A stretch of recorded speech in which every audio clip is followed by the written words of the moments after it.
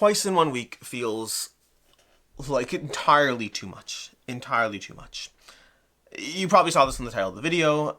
Greater Than Games, publisher of games such as Spirit Island, Compile, which I probably should have grabbed off the shelf. I have that too. Sense of the Multiverse. Greater Than Games is closing their doors.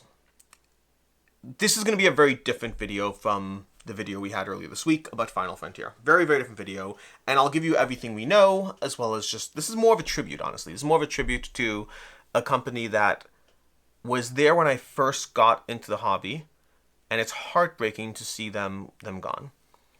So, first, to keep you up to date, and if you're looking for any takeaways in this video, the video I did on Final Frontier earlier this week, my main goal to a certain extent was to try to achieve some degree of level-headedness, I guess. That would be the goal of that, to both not let them off the hook, but also to call for like a lack of, attacks against them. That was to a certain extent the goal of that video. This video is going to be very different. There's no blame that I have towards Greater Than Games in any way, shape, or form. It's honestly just updating you a little bit, what's next, and then just my own personal, very fond feelings towards the company and the people that I knew there. Greater Than Games, if you missed it, is shutting their doors. They are a subsidiary of Flat River Games. Flat River Games is like a distributor, I believe. I'm actually never fully sure exactly what Flat River is. I think they're a distributor. They have a bunch of various game companies under their umbrella as well. I believe Hachette is like the biggest one underneath them, but they had Greater Than Games. That was a big one for a long time. And Flat River Group decided, or announced, I shouldn't say decided, I don't know what's going on. Flat River Group announced publicly this Thursday, which means yesterday. I'm filming this having just heard. Like this broke like 4 hours ago, and I decided that this is tomorrow's video apparently. But Flat River Group said that Greater Than Games is closing its doors. They are going to continue retail operations to an extent. They are going to announce what this means for upcoming crowdfunding and for crowdfunding and pre-orders. They're going to announce what this means going forward at some point soon. So meaning effectively, if you've backed any of the outstanding games from Greater Than Games, which I think is just the latest Sense of the Multiverse, if I'm not mistaken, or if you've pre-ordered Compile 2. So if either of those things, I believe you'll be getting communication from Flat River Group as to whether to as to what happens next. And I don't know, and so because I don't know, I can't comment on anything because it's tricky. And I will say this because I don't know. No, we'll talk about it later because I don't know what's going to happen. So because I don't know what's going to happen, I don't want to either get up in arms or defensive or apologetic. I don't want to do anything about news we don't know. We don't know what's currently happening as far as their outstanding commitments. What we do know is that they are closing their doors, remaining stock will be sold to the website. They're going to do what they can to support their retail partnerships. We don't know the future of the various IPs. We don't know what's happening with Sense of the Multiverse. We don't know what's happening with Spirit Island or Compile. We currently don't know because this is new. That's why this video to me is less about what's going to happen, what the announcement is, any of that stuff. To me, it's just me being sad. This is an opportunity for me to just be sad about a company that was there when I first got into the hobby. And I don't mean that like peripherally, like they existed when I first got into the hobby. I mean that in 2011, 2012, I always say 2011, 2012, I never remember exactly when, but let's say late 2011, when I got into the board game hobby, one of the very first games I purchased, and I've said this story before, but the quick recap is I played Stone Age, I played Small World, I played those two games 3 months apart, just because my brother-in-law had brought them home, and I basically played those two games, and I was like, oh my gosh, here are these games I never heard of, let me go look at what else is out there. And I fell down the rabbit hole, and I placed a few orders right away, like in the first, after playing the second game and falling down this rabbit hole and doing research, I placed a few orders. I went out and bought all the Small World expansion from Cool Stuff Inc., I believe, as well as some other stuff. I think I got Guillotine and all the Small World expansions and maybe a Ticket to Ride. I don't remember exactly what I got, but I got a bunch of stuff because I was so excited for these games that I was finding. I placed an order from Miniature Market. Don't remember at all what was in there. What was in there? I don't know. There were games in there. No clue what was there. What I've regularly said is my first orders of games included Seven Wonders and Castle of Burgundy, as well as Pandemic for that matter. Pandemic lasted for a long time, but did eventually go away. Seven Wonders and Castle of Burgundy, still in my collection. They are the only two games with an asterisk that have lasted as long as they have. But then on eBay, I also went on eBay and I bought a few used games. So I made 3 orders, Miniature Market, Cool Stuff Inc., and then I went to eBay. And on eBay, I bought Jambo Jumbo, like it's a 2-player trading card game from Rio Grande.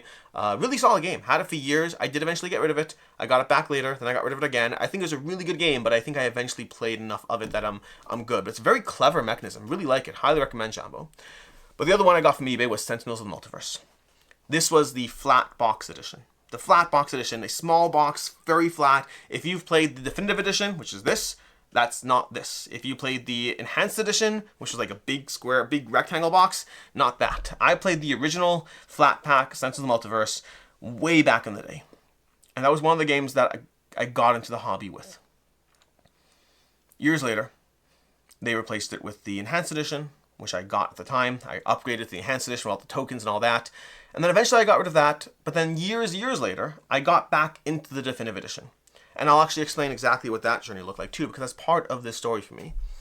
But before we get to there, Sentinel Multiverse as between the two games, the regular and the enhanced, it was my collection for like 5-6 years, for a while. I don't know exactly how long, and I loved it. It's a solid cooperative game. In fact, if you watch my week in review this week, meaning Saturday's video, well, I talk about my desire to play Sentinel Multiverse, and I filmed that video before I knew about the Greater Than Games news. I filmed that video on Wednesday this week, before any of the news broke. It's a complete coincidence on the timing of it.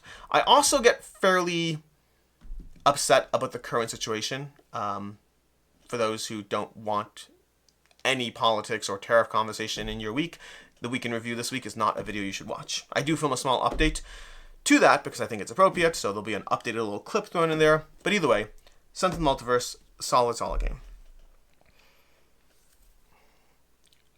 Years later, I don't know exactly when, I got into solo gaming because of Spirit Island. I tried solo games here and there in my first few years in the hobby. I tried solo games, and I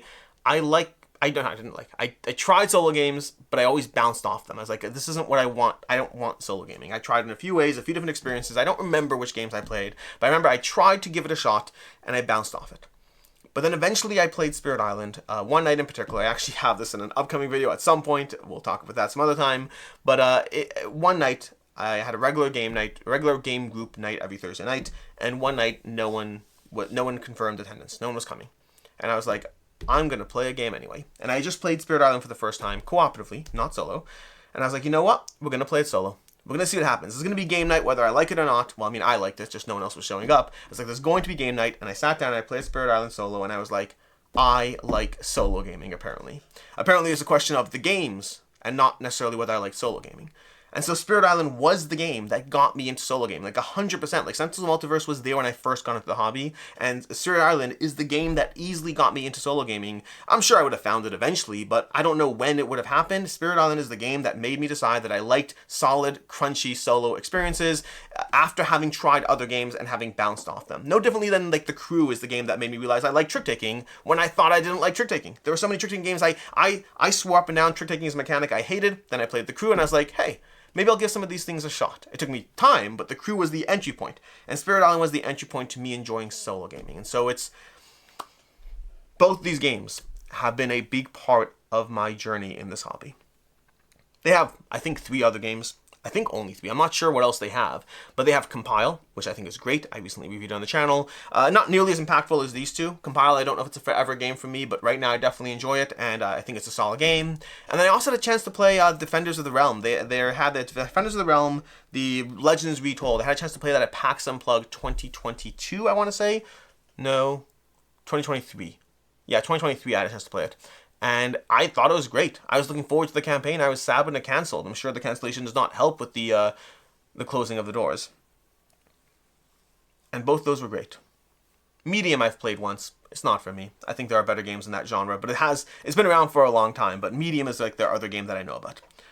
But then outside of that, because I mentioned that I got this game, and there was a story behind it, which is I got the Enhanced Edition, had that for a while, and when they announced the Definitive Edition, I was very intrigued by it, but I wasn't quite, like, sold. I was like, do I want to dive back in? I've always liked the game. I still like the game. Again, I was planning on playing it this week before I heard the news broke. Like, this is a game I play and enjoy. And I was at PAX East. I want to say 2022? Does that make sense? 2023, 2024?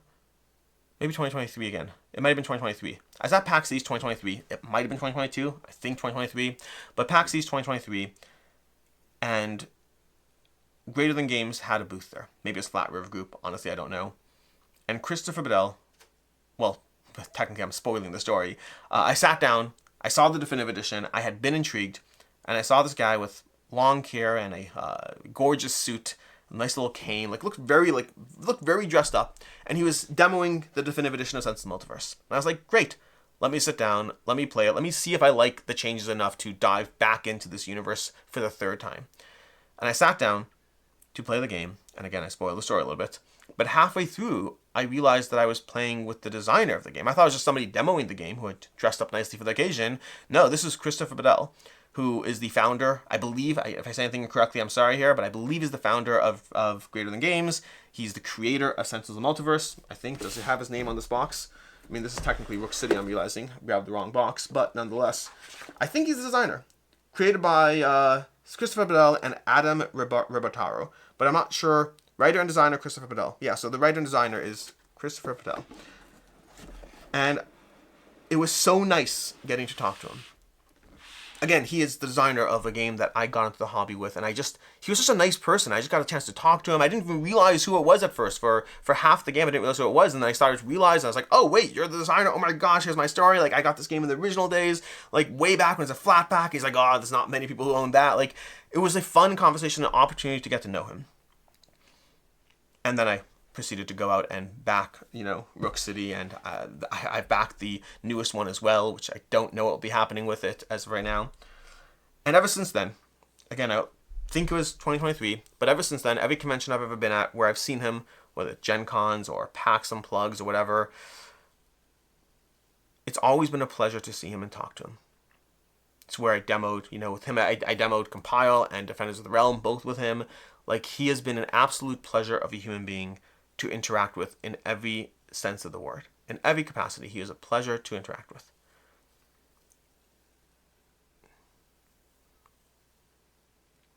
It sucks to hear about them closing. It feels like they're a big part of the hobby, almost in a weird way, almost bigger than Final Frontier. And maybe it's because of the longevity, maybe it's because of the strong retail presence, maybe it's because Spirit Island is a top 10 game. I think it's top 10 right now. It's insane. It's insane to have a company that's been around for this long, responsible for not necessarily a ton of games, but some really solid games. It's a shame to see them close their doors. I think Greater Than Games has been an impactful part of the hobby for many. I know that Greater Than Games has been an impactful part of the hobby for me. I am sorry to see them closing the doors. And I wish everyone at the company, everyone who was at the company, everyone who's left in whatever capacity, I wish all of them only the best. I say this with less hope than I'd like, but only the best. I wish all of them only the best. With the current landscape, I think that this is not the last time I'm going to make a video like this. I won't be making a video every time someone shuts down. I won't. I'll be making a video when I think there's relevant things to talk about. And in some cases, if I personally feel enough of a connection, I think a semi-tribute video on the way out is the very least. These are the people who create games, the people who publish, design, illustrate, the people who create games. They're important things. Everyone's going to have their own important things. There have been actors that have passed away that I was like, oh, that's sad. And then there have been actors that passed away that hit me. When Robin Williams passed away, that hit me. Oh my gosh, I'm blanking on his name. Snape. Why am I blanking on his name? Oh my gosh. This is gonna bother me. I'm gonna pull it up because this is gonna bother me because I feel it's. Okay, we have, dear Lord, where is his name? Played by Alan Rickman. I can't believe I forgot. I'm making a point about how he affected me and I can't remember his name. Alan Rickman, I've been watching him since Robin Hood, Prince of Thieves, way back. So many different things. So they're the people who craft the entertainment we consume. They do, to a certain extent, play an important part in our lives. Some more so than others. Again, there will be companies that close their doors or have closed their doors where I was like, oh gosh, shucks, that's sad. And then there are companies where I'm I knew the people or I played the games and it bothers me more.